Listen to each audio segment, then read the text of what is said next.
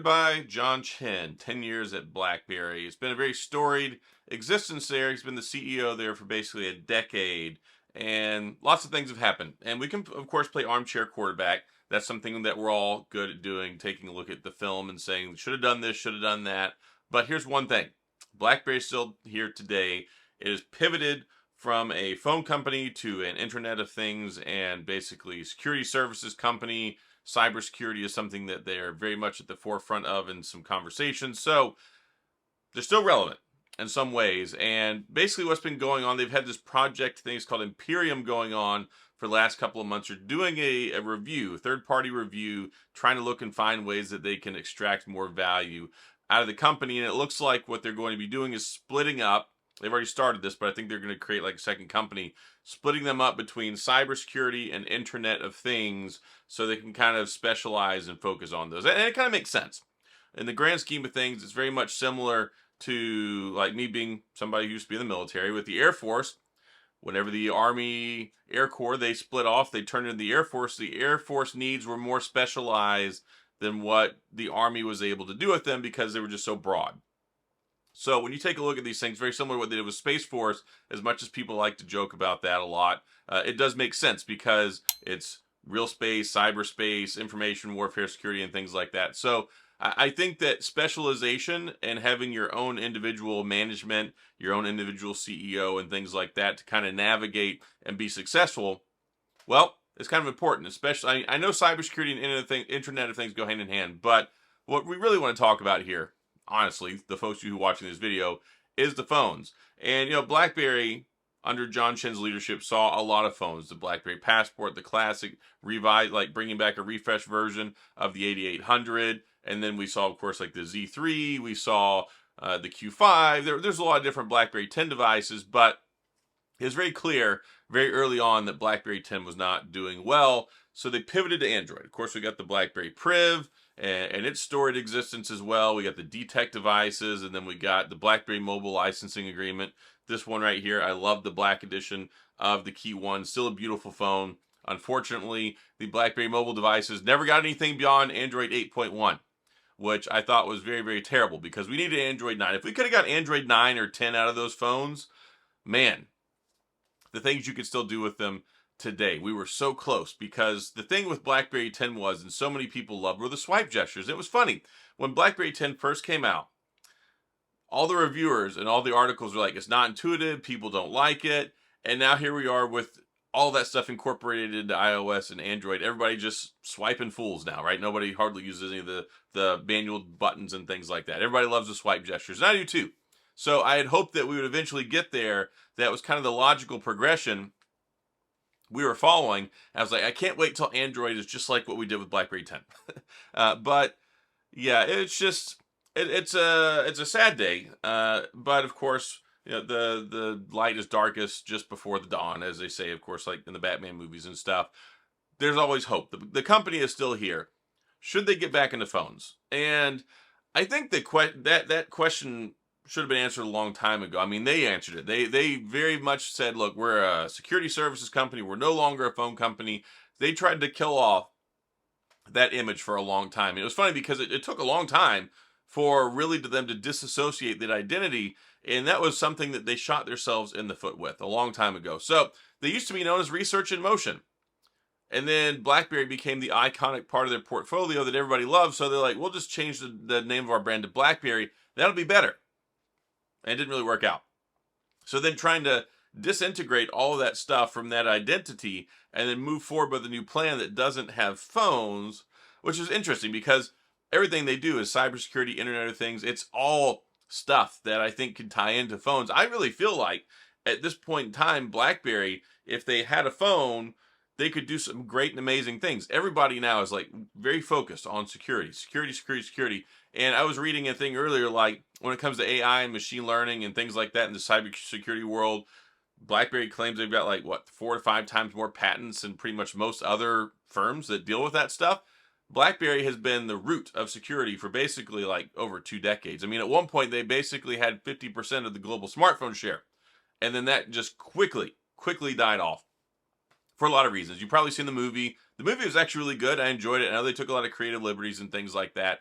And I disagreed with them getting rid of the phones, but what John Chen ultimately did and deciding what the board of directors was, look, when you have a board of directors and a CEO, you don't necessarily always do what you want to do. You do what will bring the shareholders value. And if the phones are killing the company and shareholders are just losing all the value, then you're not doing your job. Like, you have an obligation to try and make the company profitable.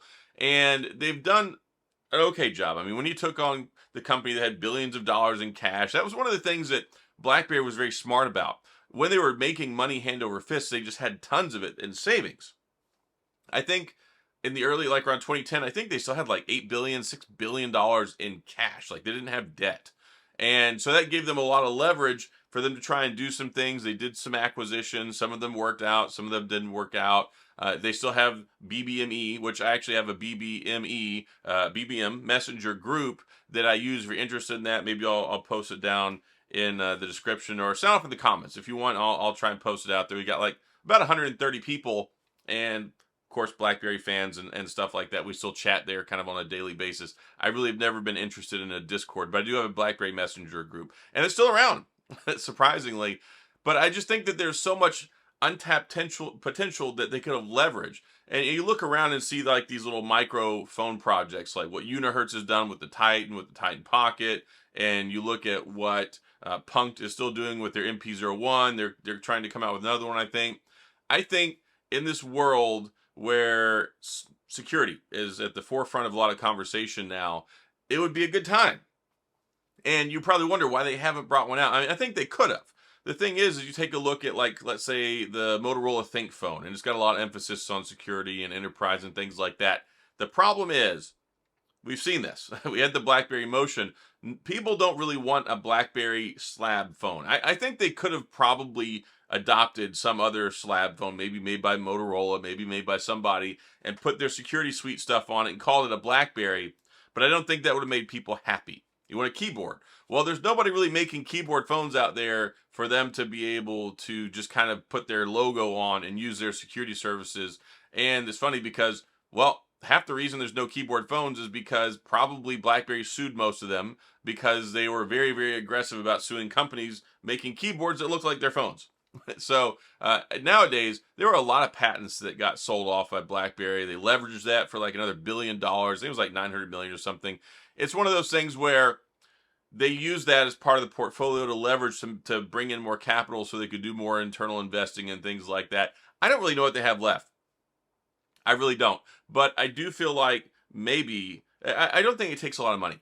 I mean, I know it takes a lot of money, but when you're a big company, you do this stuff, all they needed, which I don't exactly know how much they needed, but I mean, if they probably committed some millions of dollars, they could probably do like a small batch and try and get some phones out there and build them as people wanted to buy them. But I think they were too worried about that failing because the smartphone sector had already failed. They'd already shut it down. And I just felt like they were such a big company and they had such a large presence that they felt like if they couldn't do it big, they didn't want to invest in it. So I don't think they wanted to do like a 200,000 unit run, a 500,000 unit run, and then risk that not succeeding as well. But with what they've done, and unfortunately, they were never really able to leverage QNX and build off of that and make a bunch of money. It's funny because they put QNX, it's in so many automobiles, so many car security systems and stuff like that are powered by QNX, but they could never properly leverage it financially because they were just worried about, like, they just wanted to get it out there. So they did that, and then it's like, oh, we can't make money off this now. So I don't know. There's a lot of things that I wish they would have done differently. I'm not the CEO. They didn't hire me. They're probably not hiring me for this next one. He's going to be officially out in a couple of days. They have an interim guy, and we'll see what the path forward is. But if you take a look at BlackBerry as a company, I would expect in probably the next 6 months, you'll see probably two different companies, the cybersecurity guys and then the Internet of Things guys. And I will give John Chen a lot of credit. He has kept the company afloat for 10 years. And I was reading an article. Apparently, they were very close to bankruptcy whenever he took over. And I think they were probably over leveraged. A lot of stuff going on that was just not bringing in money. The structure for BlackBerry Enterprise stuff, BES, was collapsing around it. And everything was kind of, so many different things changed, right? So many things went from enterprise and bring your own device. People were just like, here, you can have your own device. We'll just pay for it. So there was a lot of stuff. They were moving away from business managed phones, which was one of their big things, was businesses issuing out BlackBerries, managing them, controlling them, shutting them off, scrubbing them, pushing updates, making sure they stayed secure. And all that stuff kind of got, well, just individualized. And then we had the advent of the iPhone. And the big thing that really killed BlackBerry, Tim, was apps.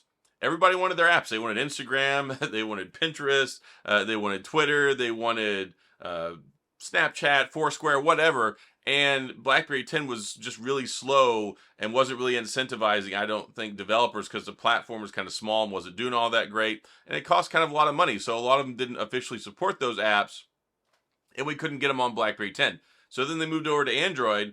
But by the time we finally moved over to Android, like, a lot of folks really weren't happy about that decision. A lot of folks had moved on, and, well, not a lot of people wanted the keyboards because the screens were just getting so good. And even today, you can type so nicely and so well with the haptic feedback and the vibration motors on the screens. You get all the big screen real estate. You don't have to worry about having a physical keyboard taking up part of it. Autocorrect. Like, there's so many things now. The landscape has changed so much. But I've always maintained, I still think that there is a market there for a physical keyboard. I still think there is a market there for security.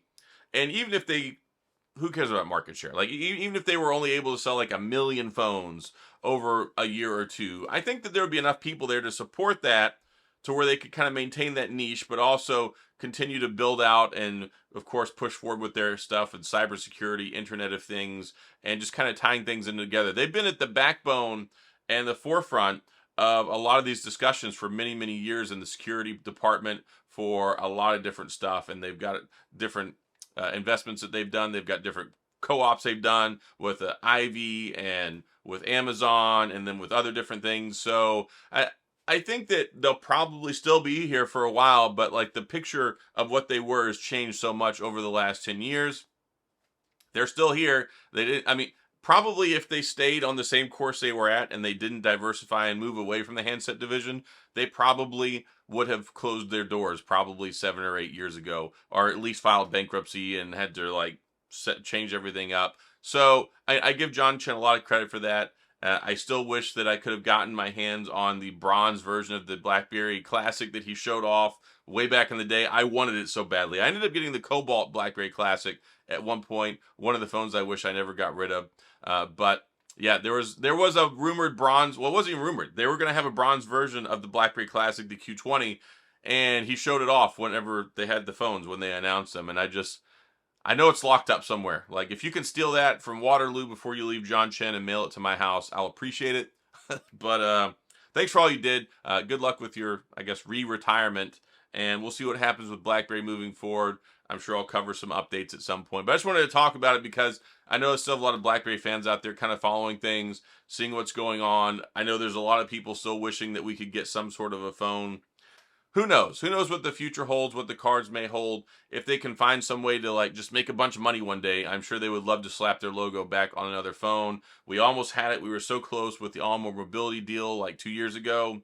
I don't know. I don't know what the cards hold. I don't know what happens in the future. But as long as there's a BlackBerry logo somewhere and the company's still afloat, we're always going to hold on to that hope, right? So that's all I got in this video. If you have any questions or comments, thoughts, memories, of course, you know, of all the things that have happened over the last 10, 20 years, please feel free to share that in the comment section. I'm sure a lot of people would love to talk about it. And that's all I got. So if you enjoyed the video, please hit the like and the subscribe button and the little notification bell if you want updates when new videos come out. And as always, thanks for being here. I appreciate you watching, and I'll see you guys next time.